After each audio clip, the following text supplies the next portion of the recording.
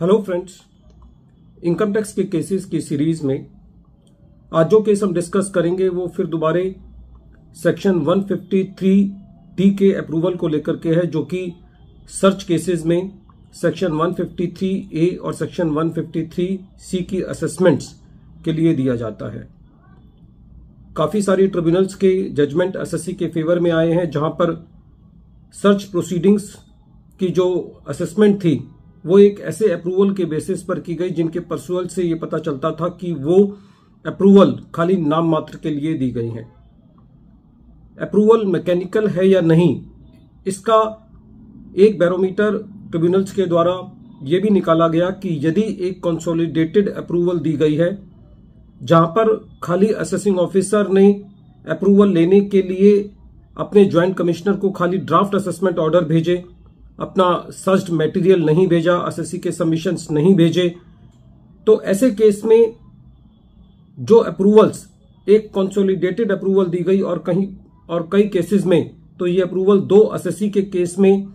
एक ही अप्रूवल दी गई, तो क्या इस तरीके के अप्रूवल असेसमेंट प्रोसीडिंग्स को क्वैश करने के लिए पर्याप्त है? यही इशू पटना आईटीएटी ने अपने एक case Shrimati Anita Devi versus income tax officer के केस में डिसाइड किया और ये केस 29 जुलाई 2025 को आया और ये case 126 ITR tribunal short notes 38 पर रिपोर्ट हुआ। प्रेजेंट केस के अंदर एक एस ग्रुप ऑफ ट्रस्ट पर सर्च हुई। उस सर्च के अंदर ये पाया गया कि जो इम्प्यून्ड एसएससी है उसके यहां उसके बैंक में कुछ कैश जमा हुआ है। एसएससी को सेक्शन 153C के नोटिसेस इशू किए गए जो कि असेसमेंट ईयर 11-12 से लेकर के असेसमेंट ईयर 17-18 तक थे। एसएससी से उस कैश डिपॉजिट का कारण पूछा गया। एसएससी ने यह बताया कि जो कैश डिपॉजिट हुआ है वो उसकी एसएचयूएफ की जो एग्रीकल्चर इनकम है उसका कैश है, क्योंकि एचयूएफ का बैंक अकाउंट नहीं था इसलिए कैश उसके बैंक में जमा कर दिया गया। और एसएससी ने यह भी बताया कि जो बाकी कैश जमा हुआ है वो एसएससी की स्टिचिंग और नेटिंग इनकम से है, लेकिन असेसिंग ऑफिसर ने एसएससी की एक्सप्लेनेशन को कंसीडर नहीं किया, उसको टेनेबल नहीं पाया और अकॉर्डिंगली जो कैश डिपॉजिट था उसको अनएक्सप्लेन्ड इनकम मानते हुए उसको एसएससी की इनकम में एड बैक किया, जिसको सीआईटी अपील ने भी अपील रखा। जब ये मैटर ट्रिब्यूनल के पास था तो ट्रिब्यूनल के पास एसएससी ने सेक्शन 153D का जो अप्रूवल है उसका मैकेनिकल होने का एडिशनल ग्राउंड रेज किया।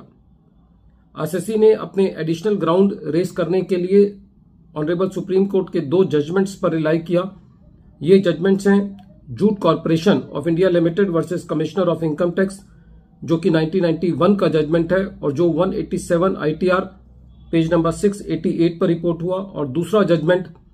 NTPC limited versus commissioner of income tax जो कि 1998 का जजमेंट है और जो 229 आईटीआर पेज नंबर 383 पर है। उन दोनों का हवाला लेते हुए ये कहा कि प्रेजेंट केस में जो इशू है वो लीगल इशू है और वो रूट ऑफ द मैटर में जाता है, इसलिए उसको अलाउ किया जाना चाहिए, क्योंकि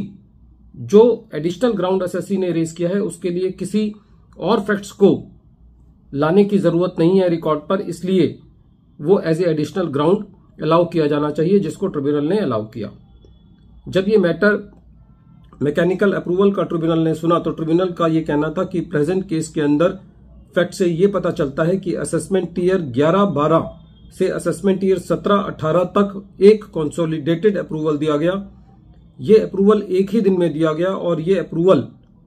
दो एसएससीज के केस में एक सिंगल अप्रूवल दिया गया, तो ऐसे केस में इस अप्रूवल को मैकेनिकल कहा जा सकता है।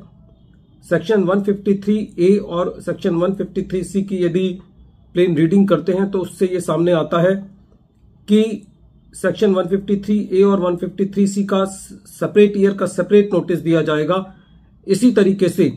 जो सेक्शन 153D के परसुअल से भी ये बात सामने आती है कि हर साल का अलग अप्रूवल होना चाहिए, क्योंकि प्रेजेंट केस में दो एसएससीज का सेम अप्रूवल मल्टीपल ईयर्स के लिए दिया गया। तो ट्रिब्यूनल का ये कहना था कि इस अप्रूवल से ये बात सामने आती है कि अप्रूवल मैकेनिकल है और सेक्शन 153D के पैरामीटर्स पर पूरा नहीं उतरता, इसलिए इसको क्वैश किया जाना चाहिए और कॉन्सिक्वेंटली सारी असेसमेंट प्रोसीडिंग्स को क्वैश किया। वीडियो के अंत में एक बार फिर मैं केस का नाम रिपीट कर रहा हूं। केस का नाम है Shrimati Anita Devi versus income tax officer और ये case 126 ITR tribunal short note 38 पर रिपोर्ट हुआ और इस केस का जजमेंट 29 जुलाई 2025 को आया। Thank you friends.